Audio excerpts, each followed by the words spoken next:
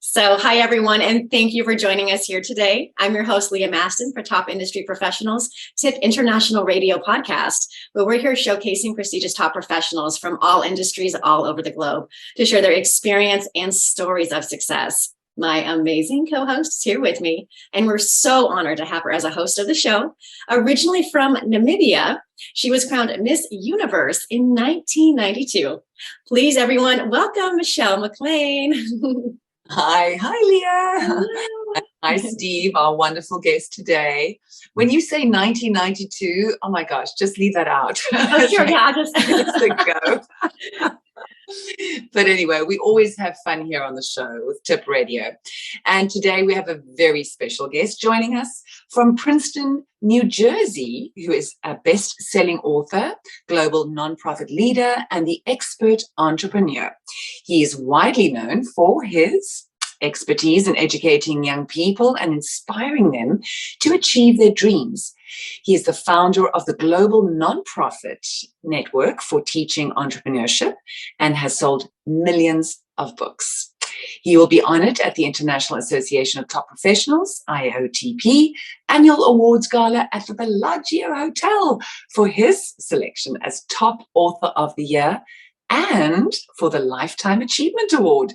Oh my gosh, everybody, please welcome Steve Mariotti. Hi, Steve. Hi, thank you. Hi, Steve. Welcome. Hi, Leah. It's so, great to be Steve, back and looking forward to it. Okay, well, we're excited. So, you've dedicated over 30 years of your life to bring entrepreneurship and business ownership to millions through both your nonprofit, Nifty, and from your books. Tell me, what first got you started in this industry, and was it always a field you were interested in? My parents were teachers, so I was familiar, but I had a desire to kind of be a major business person. I was a little bit headed in that way. I was doing the best I could. And in 81, I got mugged with my girlfriend and in New York City. And it was humiliating. It wasn't violent, thank heavens. But I tripped, and they were 13-year-olds. And my girlfriend was a track star and a big physical fitness person, but also very petite and feminine, I guess. And she chased them off, 5 of them. And I was very proud of her, but boy, I was embarrassed. And that caused me some problems with flashbacks, post-traumatic stress disorder, which is a huge deal globally. It's almost equal in every society.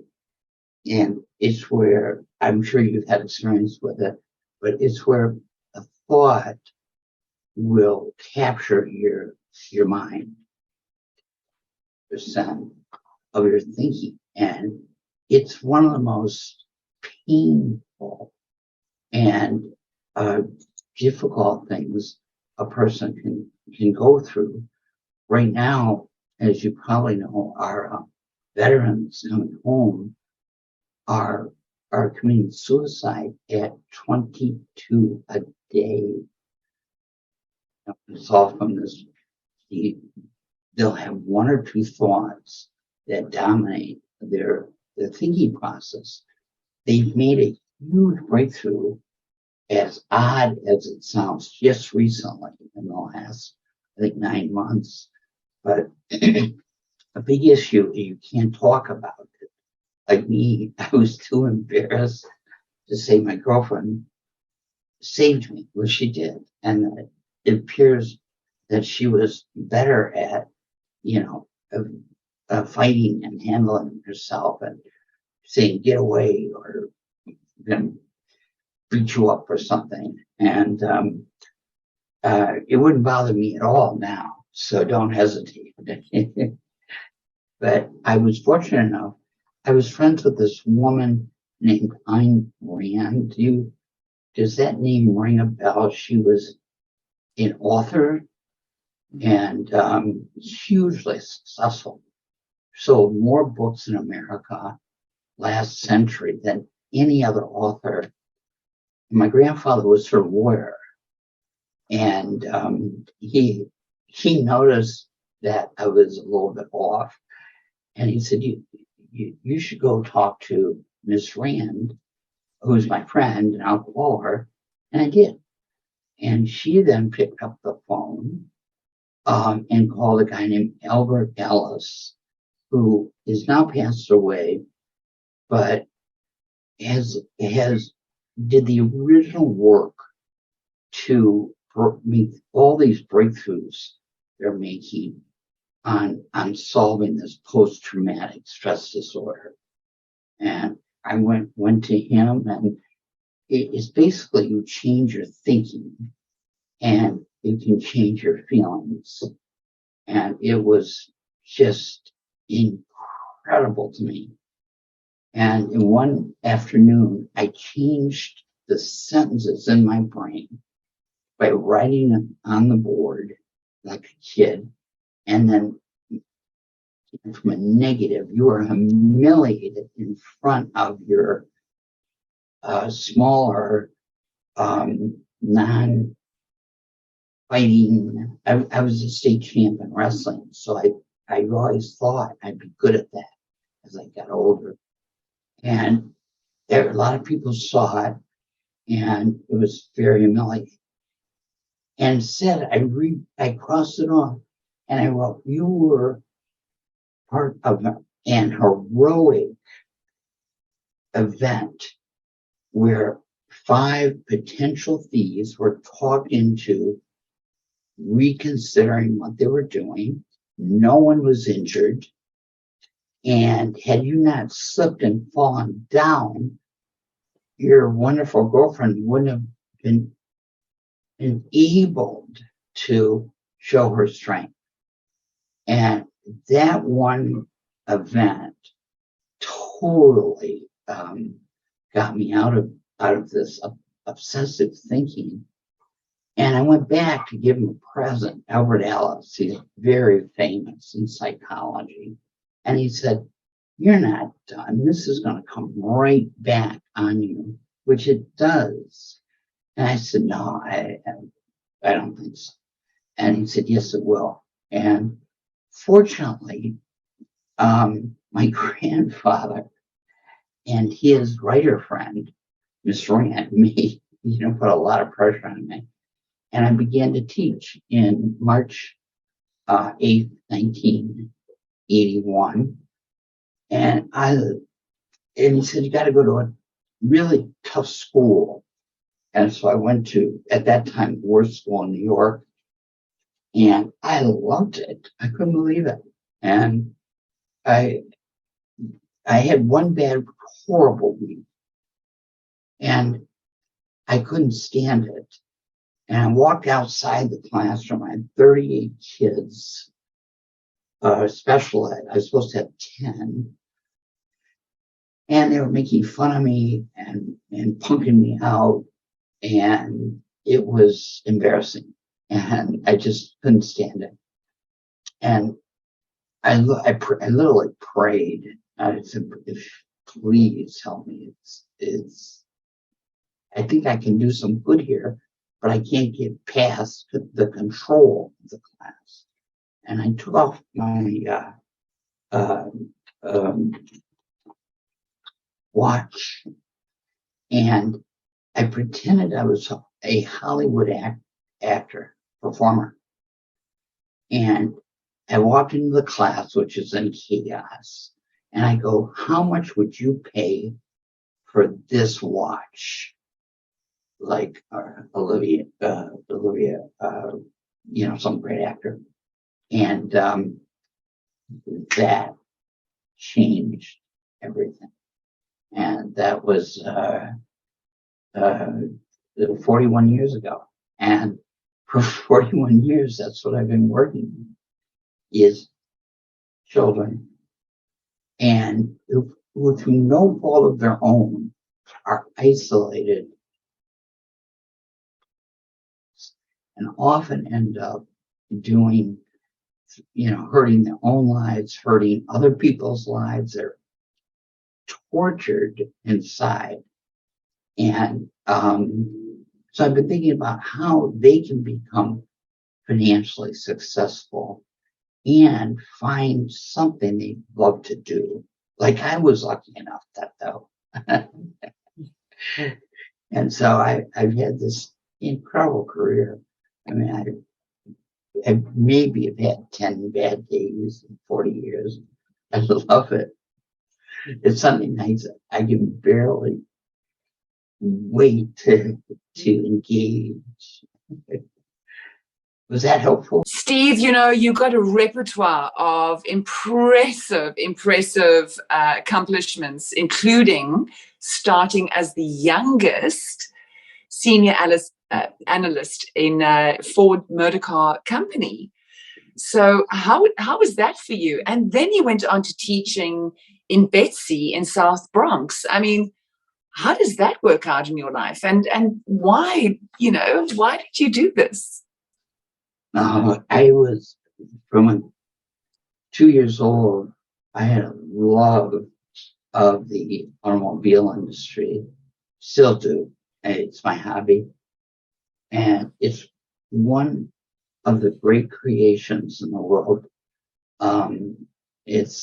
They build 20 million vehicles, and the quality is excellent now. The safety is like 30 times better. They have an environment of almost 1 million people.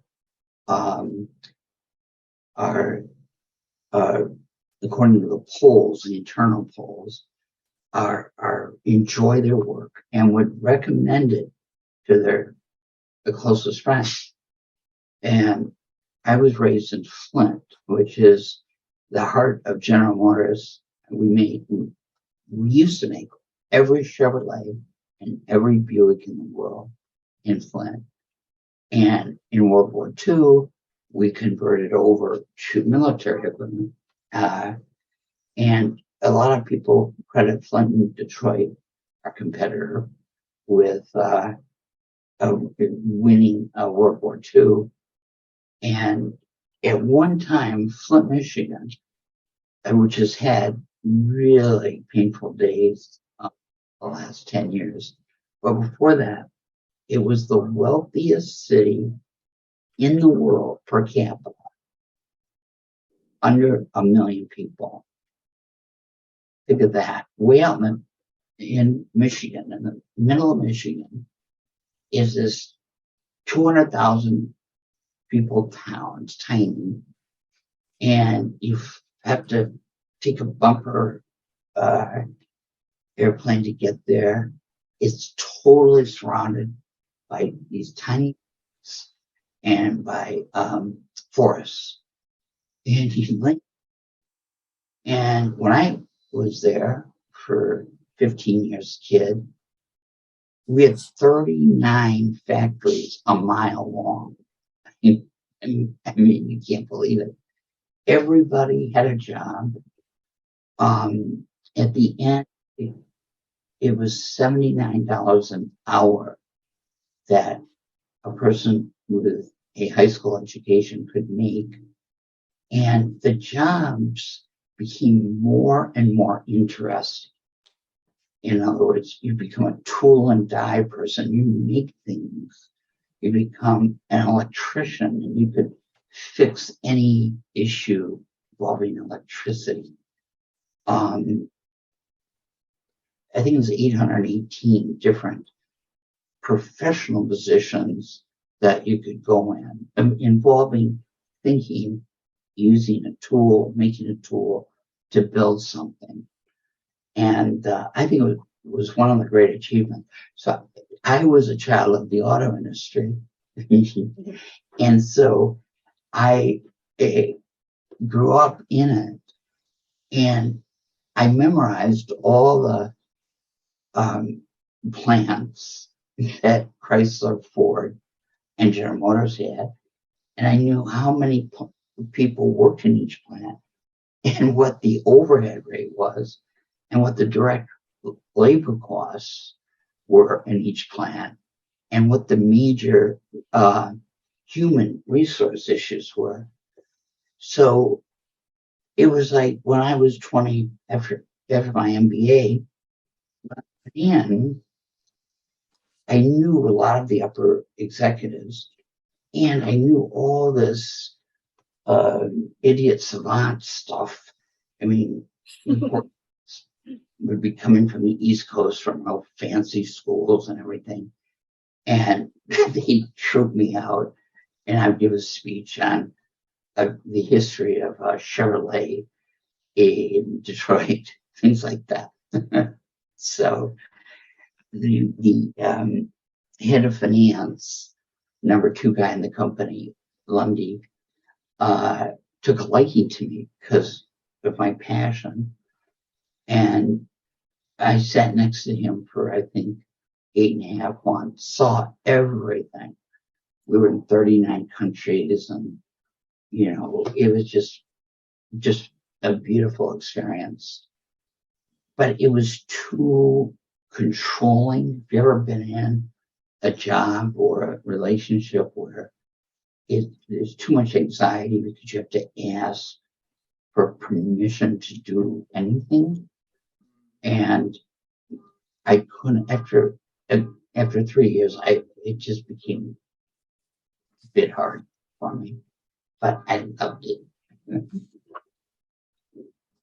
So, Steve, you're also an author. Oh, thank you. And I heard you have a new book coming out. So tell us about that. I have a bestseller out. It's number 1 in 5 categories on Amazon, which for me is a big, big deal. It's called Goodbye Homeboy. And it's a book about my 10 years teaching special education in the South Bronx, and how I'd focus on how to start a business, how to start a small business that you could make some money and hopefully grow over time. And you get better in math, reading, writing, and human relations. And that was such a happy time in my life. All over my apartment, I have pictures with the young people and the other teachers doing things. And we got a lot of international media because nobody else was doing it. One of my graduates right now is head of Compass, which is, I think, the largest real estate firm in America right now, if you Google it. And Robert Rifkin, and I'm just so proud of every single one. We've had tragedies, which have been almost unbearable, but every single child that made it through that hurdle of pain and all these things these children go through with this human spirit, everyone ended up finding something that made them happy to do. And that's the hardest thing in the world to do. So I'm very proud of that. And then after 10 years, I formed my own school called NIFTY, Network for Teaching Entrepreneurship. We're in 41 countries. We've got an incredible CEO. And I semi-retired 8 years ago to write.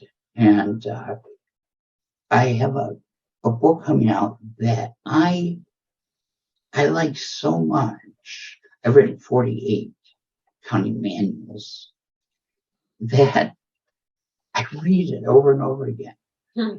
I'm so proud to be part of it. My co-author, Deborah Salvo, who's been one of my best friends and co-authors on over 30 of my books, genius, a writer and person, and she's also the top guitar player in Manhattan.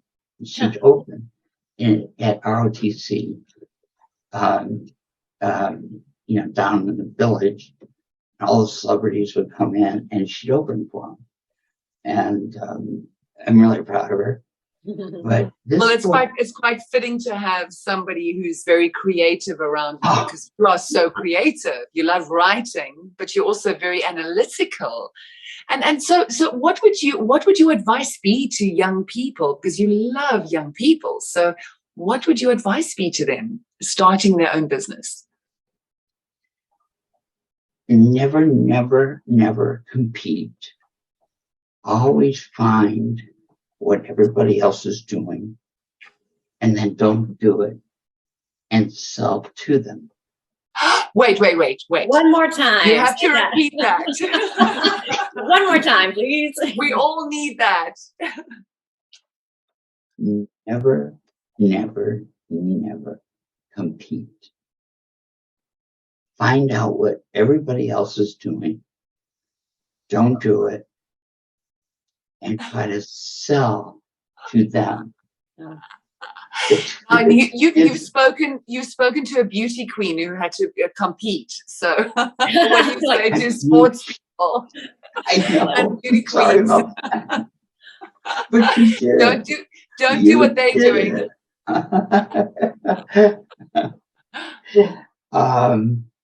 But I find that works for many young people, particularly those who have had a difficult time with money, or some children don't get a lot of love. That's the heartbreaking thing I've seen. It also works very well with young people that have gone to incarceration center, or gone to jail or prison, which under the old drug laws in the 90s it was just horrible.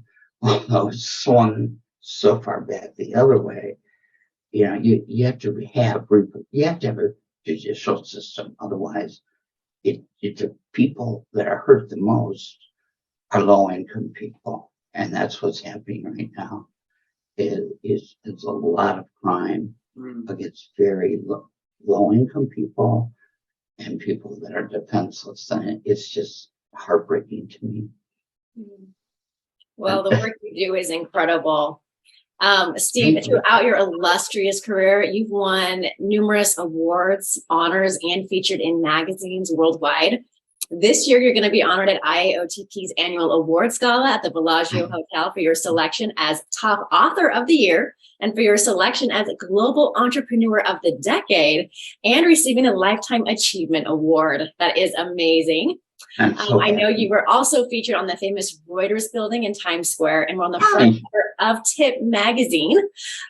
Congratulations on all of that. It's wonderful. So what would you say has been the highlight of your career, or the most memorable experience that you've had to date? The highlight of my career has been it's been my faith. I've always had a very deep belief in God, and it hasn't been that the faith in this situation has helped me, but the faith kept my belief that every human being, no matter what suffering they've been through, which is at times I can't even believe it, but they're able to keep going, and often with no resources. They won't have $2, and they find their way.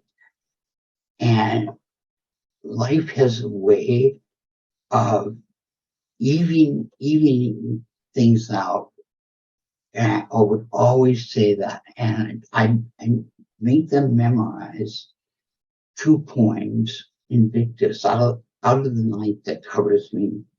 Black as the pit from pole to pole. I think what a gods may be for my unconquerable soul.